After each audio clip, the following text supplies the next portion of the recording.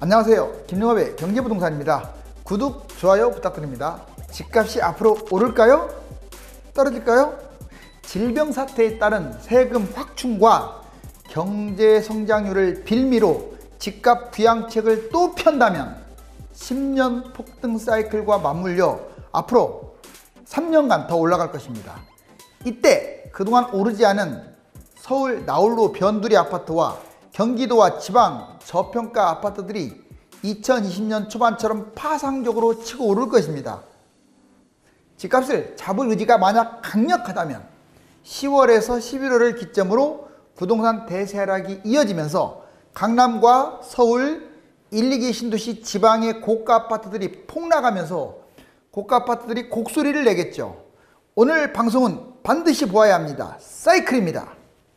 부동산 2023년까지 10년간 대재앙 활활 불타오르네요. 자, 꺼질까 타오를까? 자, 이거 잘 보세요. 실질적으로 1991년에서 지금 이제 현재 2020년까지 보여드리고 있는데 침체기 8년, 91년에서 99년, 그리고 99년에서 2009년까지 무려 상승기 10년으로 잡습니다. 그런데 이제 도중에 하락을 잡게 되면 여기 좀 떨어졌잖아요. 이거를 상승으로 친다면 이만큼 올라간 거예요. 침체기 5년, 2009년부터 13년까지. 근데 재밌는 게 이거예요, 지금. 자, 2014년부터 거의 2023년까지 10년 뛸 수 있다. 현재 지금 2020년 여기인데 이거 지금 무시하면 안 돼요. 뛸 수도 있습니다. 즉, 이 모양과 이 모양이 지금 같게끔 뒤는 거예요. 물론 저는 개인적으로는 2023년까지 확률은 낮다고 봐요. 이 조건은 딱 하나입니다. 정부가 집값을 안 잡는다는 조건이에요. 집값을 안 잡으니까 올라가는 거지, 집값 잡을 요소는 하늘의 별보다 많다고 제가 계속 제시했잖아요. 근데 또 상황이 꼬였어요. 질병 사태 때문에 경제 성장률도 문제가 되고 지금 빚이 너무 많습니다. 그 세수 확보 문제도 있어가지고 지금 무작정 집값을 폭락시킬까라는 의문도 생기는 것도 사실이에요. 자, 어찌됐거나 이 모양의 10년, 그렇다면 2023년까지 10년인데 그럼 3년간 더 뛴다는 얘기 아닙니까? 자, 무조건 뛴다는 얘기가 아니에요. 제 주장은 떨어질 확률이 높지만 이것도 염두하고 있으라고요. 왜? 정책에 달렸다고 지금 여러 번 얘기하잖아요.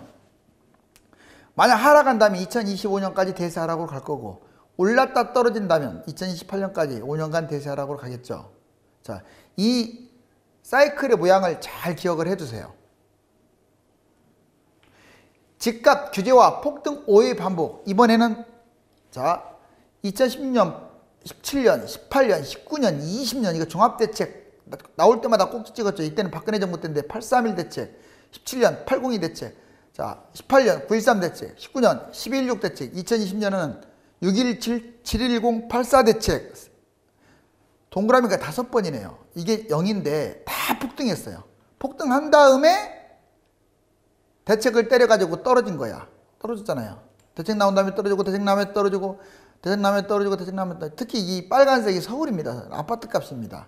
엄청나게 높죠. 이 파란색은 전세 값이고요. 거의 전세 값과 아파트 값이 좀 일치하네요. 자, 현재 모양은 어디냐? 자, 이제 여기에, 현재는 여기에, 여기. 거의 0 정도 수준으로 보시면 돼요. 여긴데, 자, 이 원친 곳, 아마 좀 더 빠질 거라고 제가 말씀드렸잖아요. 1, 2, 3, 4는 빠질 것 같아요. 10월 말부터 뭐 1, 2, 3, 4. 그러면 자, 이제 여기에서 예전 패턴이라면 이거 확률상으로는 100% 올라가네요. A로. 그런데 집값 잡을 의지가 강력하다면 B로 갑니다. 여기서 조건이 있을 것 같아요. 추가 대책이 나오느냐 안 나오느냐예요. 그냥 뭐 계속 떨어지고 있는데 추가 대책이 나올 것 같지는 않고 약간 반등하려고 할 때 때려버려야 하는데 가만히 놔두면 이렇게 또 폭등하겠죠. 이렇게. 제가 보기에는 추가 대책 글쎄요 나올까요? 과거에도 안 나온 사람들이 나올까요? 자, 결국 10년 상승장 반복 패턴이 2번, 3번 더 나와가지고 10년 동안 뛴다는 설도 있어요. 설도 있는 게 아니라 제 판단입니다. 이런 식으로 지금 동그라미가 5개, 6개째인데 2개가 더 나온다고요, 앞으로도. 그러면 폭등하고 조금 떨어지고, 폭등하고 조금 떨어지고. B로 간다면, 대세 하락으로 가니까 뭐 5년간 폭락하겠죠. 자, 그런데 지금 질병 사태가 아주 지금 이게 안 좋은 거예요. 여튼 내년 3, 4, 5월이 분기점이라는 점, 부동산은 예측과 대응이 있어요. 그러려면 장기간 계속 관망하면서 그 상황에 맞게끔 융통성이 필요합니다. 자, 이걸 잘 이제 익혀두셨죠? 여러분들은 어떻게 판단합니까? 이 모양새 너무 똑같잖아요. 이렇게 올라갈까? 아니면 떨어질까? 이걸 뭘 보고 판단하느냐? 딱 하나입니다. 정책이라고 했어요. 정책. 정부가 집값 잡을 의지가 있냐 없냐예요. 솔직히 말하면 이때는 없었어요. 쇼만 한 거예요. 자, 현 시점에서 기준 예상 부동산 순환 주기. 회복기 2014년, 여러분들 13년부터 바닥 찍고 2014년부터 15년 회복한 다음에 확장 계약하고 정점 2019년, 20년. 현재를 2020년으로 봅니다. 그리고 후퇴기 21년, 22년. 수축기 2023년, 25년. 즉 21년부터 대략 짧게는 22년, 길게는 25년까지 하락장이 아마 전개될 것이다. 이 확장 국면이고 수축 국면. 그런데 아까 제가 말씀드렸듯이 정책이 이런 식으로 가지 않으면 더 갔다가 떨어진다 이거예요. 자, 앞으로 3년간 더 오를 것이냐 떨어질 것이냐. 저는 일단 겨울에는 빠진다고 했습니다. 하락 쪽에 무게중심을 두는데 그때 계속 말씀드릴게요. 저처럼 이렇게 방송하는 사람 없어요.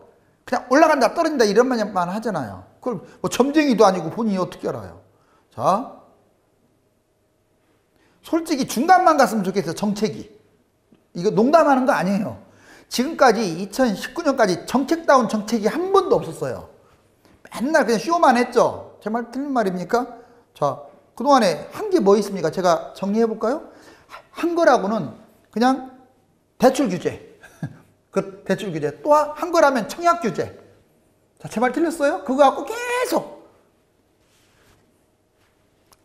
자, 서울, 경기, 부산, 대구 부동산 사이클 변곡점을 한번 볼까요? 여기 보시면 이게 지금 시세예요. 서울 매매. 시세인데 이게 지금 옛날에 5년, 6년부터 7년 쭉 올라갔죠. 올라가다가 쭉 좀 떨어지네요. 다시 또 여기는 상승 변곡점. 이때 그러니까 2009년부터는 하락 변곡점이고 여기 네모칸 처진데 대략 한 뭐 13년부터는 상승 변곡점. 지금까지 올라가고 있잖아요. 거래량 막 동반하면서 이때는 거래량이 없죠. 자, 하락 때는 거래량이 없습니다. 자, 경기도 비슷해요. 자, 여기 노무현 정부 때 이렇게 올라갑니다. 그래서 상승을 했고 그 이후에 이명박 정부 때 초기 2009년에 하락 변곡점 거래량이 확 줄었죠. 그러니까 떨어지네 결국은 이렇게. 그리고 상승 변곡점 2013년 벌써 표가 나요. 이렇게 그래프도 비슷하죠. 서울하고. 그러면서 이렇게 되고 계속 거래량 늘어났잖아요. 이게 막대 그래프가 거래량이거든요. 근데 지방은 좀 달라요. 자, 부산 여기 이게 지금 상승 변곡점, 하락 변곡점입니다. 자, 쭉 내려가네요. 그리고 오히려 서울하고 경기도가 하락할 때 상승 변곡점이다 올라가잖아요. 여기 2013년에 원래 오히려 올랐어요. 그래갖고 지금까지도 모양새는 비슷해요. 자, 대구도 비슷합니다. 이거 보세요. 자, 그 좀 일찍 하락 변곡점이 나오고 그 다음에 서울이 경기도가 뛸 때 오히려 떨어지고, 자, 경기도 서울이 떨어진 2009년에서 2013년까지 오히려 지금 부산 대구는 올라가고 있잖아요. 그러다가 도중에 질고 가면서 계속 올라갔습니다. 지금은 이 모양새를 보세요. 다 서울, 경기도, 자, 부산, 대구 모양이 다 비슷하죠. 즉 여기가 폭락하면 연차적으로 순차적으로 전국이 폭락할 가능성이 크고 여기가 폭등하면 계속 따라 올라갈 가능성이 커요. 자, 이번에 전국 아파트 향후 전망 동조화 흐름이 강한데 크게 육각형 모양이 있잖아요. 이게 먼저 침체 진입기 1국면부터 할까요? 바닥에서 회복하는 회복기, 그 다음에 호황기, 이 상투가 침체 진입기, 그 다음에 떨어진 게 침체기, 완전 떨어진 게 불황기, 바닥은 회복 진입기 이렇게 나누는데 지금 보시면 이 침체 진입기 즉 상투라고 생각할 수 있는 곳이 서울, 경기, 인천, 세종, 대구 많이 그동안에 올랐던 곳들이에요. 자, 그 다음에 바로 연이어서 부산, 대전, 천안도 뭐 큰 차이가 안 날 것 같고 다만 조금 더 탄력을 받을 게 충청, 경상, 울산 또는 그 밑에 완전 호남, 광주 이런 데는 좀 바닥권이라고 보여져요. 전주나 이런 데 전라북도 같은 경우는 아예 뛰지도 않았죠. 자, 그리고 오른쪽 보시면 이제 계절별로 한번 볼까요? 지금 여름이 가장 뜨겁습니다. 서울, 경기, 인천, 세종, 대구 색깔로 나와 있죠. 가을은 조금 애매하고요. 겨울에 놓여 있는 게 호남, 광주, 강원, 제주예요. 자, 봄에서 여름 사이 부산, 대전, 충청, 경상 뜨겁잖아요. 자, 이게 바로 이건 벌집 순환 모양에서 사이클인데 전반적으로 지금 이 상투장에 많이 몰려 있어요. 여기도 상투장이 많이 몰려 있잖아요. 이번에는 이거 잘 조심하세요. 정부 집값 띄우기 조심해야 돼요. 아예 그냥 내용을 찝어 볼게요. 현재 왜 제가 이런 생각을 하냐면 세종, 대전, 부산, 광역시와 지방 집값 지금 폭등하고 있는데 방치하고 있다는 게 가장 강력한 증거예요. 세종은 지금 토지거래 허가제를 때려야 할 곳이고, 그 다음에 부산이나 광역시 뭐 이쪽 경상도 쪽은요 투기과열지구로 만들어야 돼요. 또는 조정지역. 근데 나 몰라라, 질병 경기가 지금 악화, 즉 질병 사태로 인해서 경기가 지금 악화되고 있고 세금이 지금 절실하게 필요합니다. 어디에서 돈 나와야 돼요? 부동산에서. 그래서 부동산을 또 경제로 이용하는 거예요. 부동산 부양정책 쓰고 있다는 의심이 생겨요. 집값 덜 오른 곳, 상대적으로 지방이 더 올랐잖아요. 3억밖에 안 되잖아요, 광역시. 그래서 부동산 부양책 지금 지방 현재 폭등 중인데 아마 진행하고 있는 것으로 보여져요. 자, 그렇게 되면 2020년에서 2023년 지속적 상승도 염두해 둬야 돼요. 제가 말하는 건 폭등한다는 얘기가 아니라 그것도 염두하면서 판단해야 한다고요. 그러면 10년간 뛰는 거예요. 아까 사이클처럼. 겨울 수도권 중심, 겨울에는 수도권 중심으로 일시적으로 집값이 하락할 겁니다. 일시적으로 하락하느냐 대하락이냐는 좀 더 봐야겠는데, 봄에 만약에 또 올라가게 되면 퐁당퐁당 아까처럼 올라가서 10년째 뛸 가능성도 있어요. 즉 집값 부양 정책의 일환이겠죠. 봄에 전국적으로 또 하반기 때 올라가는 현상이 벌어집니다. 그럼 향후 상승 순위를 지역별로 본다면 지방이 제일 많이 뛸 거예요. 왜? 집값이 싸니까. 그 다음에 광역시, 그 다음에 경기, 인천, 제일 조금 뛸 곳이 서울, 신도시입니다. 이거는 거의 유력해 보여요. 그동안에 많이 뛰었던 곳들은 덜 뛰고 덜 뛰었던 것들이 폭등한다는 사실 잊지 마세요. 특히 서울이나 강남 쪽은 다 뛰었기 때문에 어느 것이 폭등하는 줄 아세요? 앞으로 세대수 적은 것들이 뛸 거예요. 그리고 오피스텔도 뛸 수 있어요. 뭔 말인지 이해가죠? 막연한 재개발도 뛸 수 있어요. 왜? 그동안에 너무 안 올라가가지고 벌어져가지고. 이제부터는 재앙이 펼쳐지는 거예요. 광역시도 안 올라가는 구가 있잖아. 그런 데가 뛸 거예요. 자, 이제 이거 근거 자료를 보여드릴게요. 집값 또 오르면 경기, 인천, 지방은 폭등할 수 있다. 실질적으로 여기 서울은 0.01이네요. 인천 0.04로 더 높죠. 경기도도 0.10이잖아요. 벌써 동그라미 쳐놨잖아요. 근데 지방 보세요. 특히 충청도. 세동 지금 0.44, 대전 0.28. 지금 게임이 안 되잖아요. 수도권하고. 이렇게 원 치듯이 빨갛네, 색깔도. 경상도도 만만치 않아요. 자, 부산 0.14, 그 다음에 울산 0.17, 대구 0.15, 서울을 압도하고 있죠. 지금 원 친 것들 왜 이렇게 많이 뛰는데 가만히 나몰라라 할까요? 제가 근거 제시하잖아요. 좀 수상쩍다고.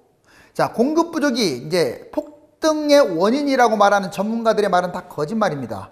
물론 이게 100% 일치 안 한다고는 할 수 없지만 보통 그러잖아요. 공급이 부족하니까 집값이 뛴다.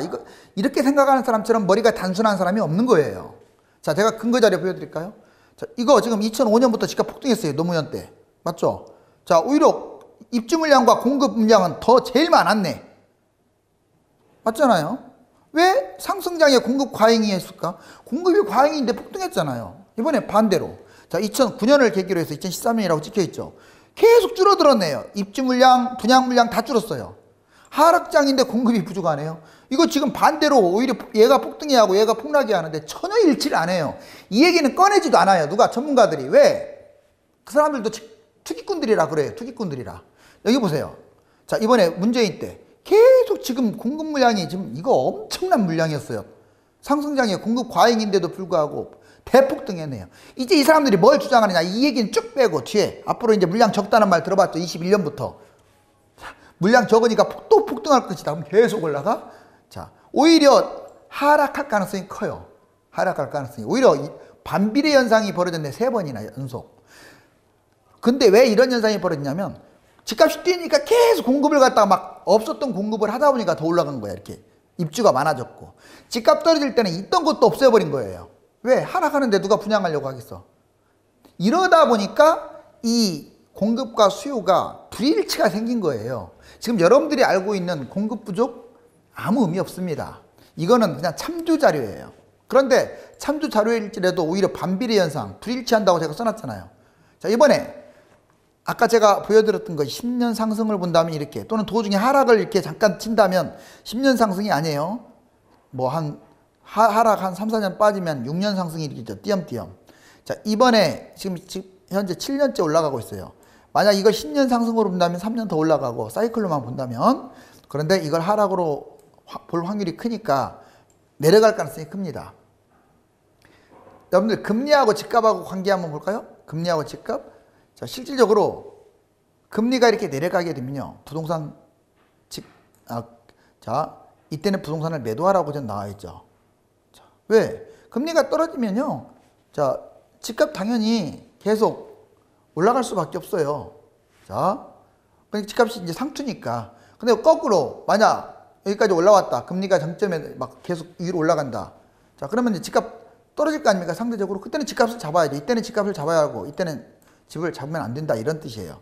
그러니까 거의 금리와 집값은 그래프를 보시면 아시겠지만 비례합니다. 자, 먼저 전셋값과, 그러면 전셋값이 올라가면 집값이 뛰느냐? 일치할 수도 있고 안 할 수도 있어요. 그 근거 보여드릴게요. 자, 2011, 12, 13년 어떻습니까? 이때는 집값이 하락장이잖아요. 여러분, 제가 동그라미 쳤잖아요. 자, 그런데 전셋값 상승률 보세요. 엄청나네요. 하락장인데 엄청나. 그리고 오히려 이 집값 상승장에는 전셋값 떨어졌네요. 그렇죠. 그럼 이것도 역시 반비례네. 여러분들이 알고 있는 상식, 전셋값 뛰면 집값 뛴다, 전셋값 하락하면 집값 하락한다. 이거 제대로 지금 제가 부동산 114자료 보여드린 거예요. 그래프는 거짓말을 안 하잖아요. 그렇다고 이렇게 무조건 반비례만 한다는 게 아니라 여러분들이 알고 있는 지식이 속칭 똥지식이 많다, 이 말이에요. 그래서 실전 사례하고 비교를 해야 돼요. 그냥 전문가들 말만 듣고 그렇다, 상식적인 상황이니까 그렇다 생각하면 안 돼요. 금리도 그렇고 아까 물량도 그랬어요. 공급도. 자, 여기 그런데 기준금리와 아파트 매매, 금리와 집값 상승은 서로 비례합니다. 자, 금리가 떨어졌어요. 여기 쭉 이게 올라갔을 때, 자 보세요. 금리가 이렇게 떨어지니까 집값 어때요? 올라가고 있잖아요. 올라가고 있잖아요. 자, 이때 올랐을 때는, 자, 금리가 낮았어요. 어김없이. 근데 금리가 이렇게 올라가니까 집값이 낮았어. 그 다음에 금리가 떨어지니까 지금 바닥이잖아요. 완전. 집값 어때요? 올라갔죠. 이게 특히 서울이에요. 서울. 완전히 반비례 X자 모양을 그리고 있잖아요. 얘는 일치합니다. 자, 부동산 사이클, 이 사이클처럼 사이클 계속 이렇게 돌아간다고 해서 사이클인데, 자, 꽈배기 틀듯이 왔다 갔다 하네요. 자, 여러분들은 어떤 사이클을 믿습니까? 부동산 상승이냐 하락이냐는 정부 정책에 달려 있습니다. 경제 상황을 빌미로 잡는 척 쇼만 할 것이 아니라 진정성 있는 정책이 요구됩니다. 유튜브에서 김종갑의 성공재테크 검색 후 구독 부탁드립니다. 자, 부동산은 예측과 대응을 동시에 진행해야 하므로 지속적인 관심이 필수이죠. 유료 상담을 받고 싶은 분들은 네이버와 다음 10,000명 부동산의 꿈 카페에 들어가서 전화번호를 보고 전화 주세요. 감사합니다.